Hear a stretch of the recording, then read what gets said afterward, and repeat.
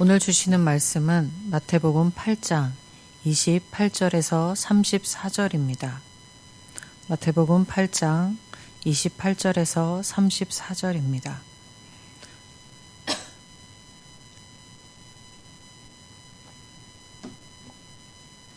또 예수께서 건너편 가다라 지방에 가심에 귀신 들린 자 둘이 무덤 사이에서 나와 예수님을 만나니 그들이 몹시 사나워 아무도 그 길로 지나갈 수 없을 지경이더라.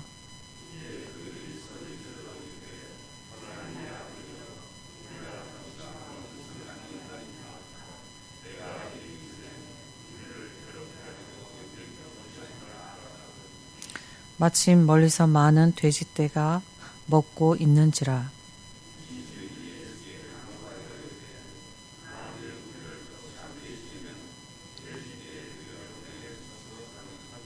그들에게 가라 하시니 귀신들이 나아와서 돼지들에게로 들어가는지라.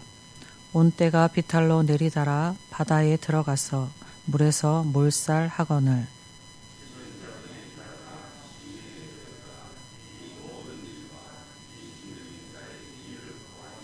온 시내가 예수를 만나려고 나와서 보고 그 지방에서 떠나가시기를 간구하더라. 아멘. 산상수훈이 7장으로 끝맺고 이어지는 8장에는 예수님의 사역을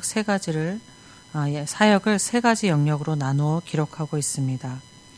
먼저는 예수님의 병자 치유 사역으로 나병 환자 치유, 백부장 하인의 치유, 그리고 많은 사람들을 치유했다라고 기록하였습니다.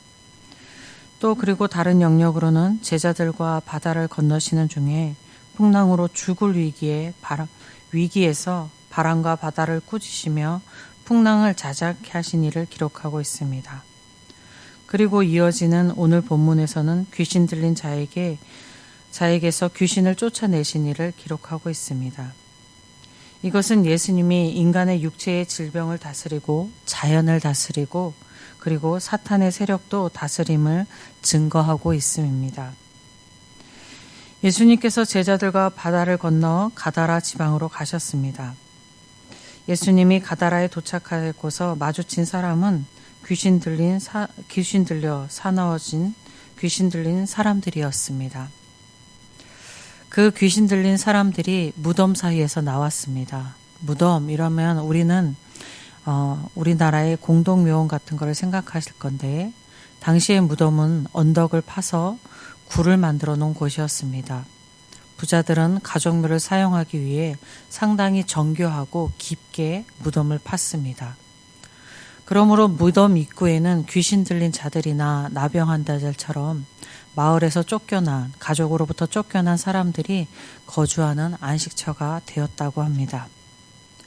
예수님과 마주친 귀신 들린 사람들은 매우 폭력적으로 사나워서 아무도 그들이 지키고 있는 길을 지나갈 수가 없었습니다. 누구도 힘으로 그들과 맞설 수 없는 상황이었습니다. 이로 이 귀신 들린 두 사람은 그 지역의 사람들에게 아주 잘 알려진 사람들이었을 것입니다. 그리고 그 사람들이 살고 있는 그 무덤가도 사람들이 기피하며 잘 알려진 곳이었을 것입니다. 귀신 들린 자들은 예수님을 보자마자 하나님의 아들이여 라고 소리를 지릅니다. 귀신 들린 자들이 단번에 예수님이 하나님의 아들임을 알아본 것입니다. 귀신 들린 자들이 알아본 것이 아니라 귀신이 예수님을 알아본 것입니다. 예수님을 귀신들이 하나님의 아들로 부르고 있음은 자기들의 운명이 예수님으로 인하여 결정된다는 것을 알고 있음입니다. 귀신, 그러면은 우리는 우리의 어떤 들어왔던 우리의 문화 속에 있는 귀신일 것이다 이렇게 생각하는데 뭐 조상의 귀신 뭐 이렇게 하는데 그렇게 생각하시면 안 될 것 같습니다. 우리 그런 귀신에 가지고 있는 인식은 우리나라의 인식이고 외국은 또 그거에 대한 다른 인식들이 있기 때문에 여기에서 귀신은 그냥 사탄의 졸개, 악한 영으로 이렇게 생각하시면 될 것 같습니다. 또 귀신 들린 이들은 우리가 당신과 무슨 상관이니까 때가 이르기 전에 우리를 괴롭게 하시러 여기 오셨나이까라고 하였는데, 이것은 귀신들이 예수님이 마지막 심판이 이르기 전에 오셨다는 것을 억울하다고 항변하는 것입니다. 귀신들은 예수님이 하나님의 아들일 뿐 아니라 이 세상의 구원자이심을 알았습니다. 그리고 종말에, 마지막의 심판날에 예수님께서 사탄과 그 졸개들을 심판하여 유황불에 던지실 심판자이심을 알았던 것입니다. 귀신들은 종국에는 유황에 던져질 존재들입니다. 이것이 그들의 운명입니다. 그리고 귀신들은 자신들의 이러한 운명을 알면서도 회개하여 악에서 돌아서지 못하는 어리석은 존재이고 비참한 존재입니다. 귀신들이 예수님께 돼지떼에 들어가게 해달라고 청하였고, 예수님이 가라라고 명하시니 돼지떼에 들어감으로써 돼지들이 바다에 들어가게 되고 몰살했습니다.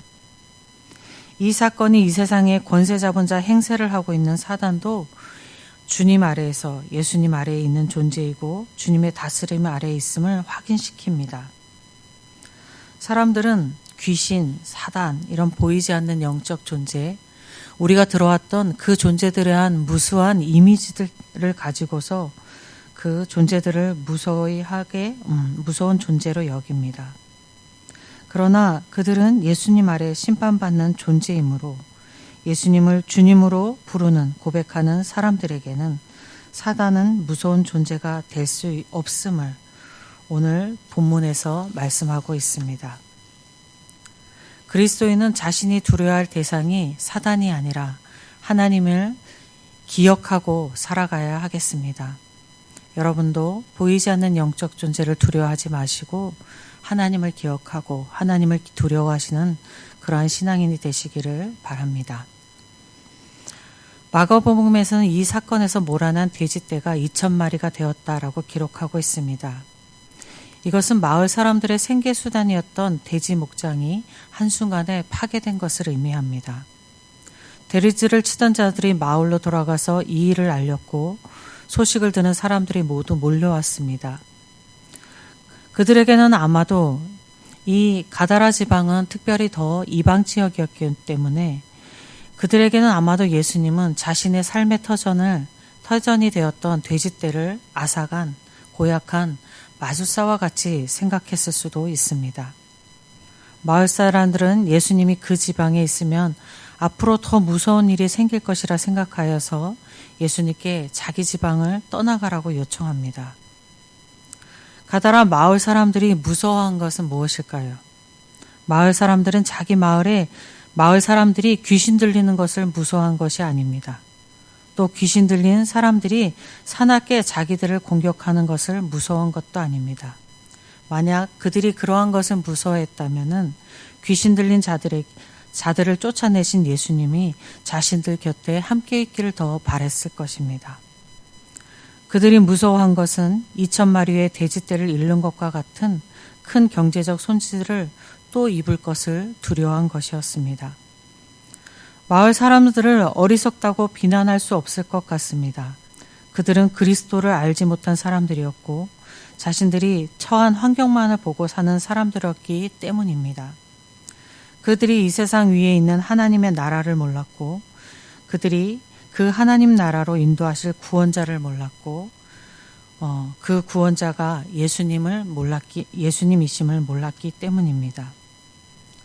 오늘날의 그리스도인들은 하나님 나라를 알고 구원자 예수 그리스도를 아는 사람들입니다. 그렇기에 그리스도인들은 이 세상에 자신이 처한 환경만을 보고 사는 사람들이 아니라 구원자 예수와 하나님의 나라를 보고 사는 사람입니다. 이 세상을 살지만 하나님의 나라를 사는 사람들이 그리스도인입니다. 오늘도 하나님의 나라의 삶을 살아가시는 오늘 한날이 되시기를 여러분 주님의 이름으로 축복드립니다. 아멘. 아버지 하나님, 이 세상을 살아가면서 두려운 것들이 얼마나 많은지 모르겠습니다.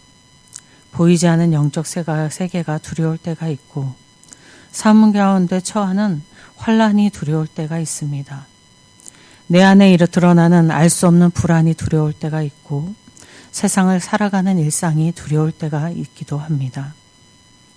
아버지 하나님, 오늘 말씀에 우리는 이 세상을 살아가지만 하나님의 나라를 살아가는 사람이라고 아버지 하나님 말씀하여 주십니다.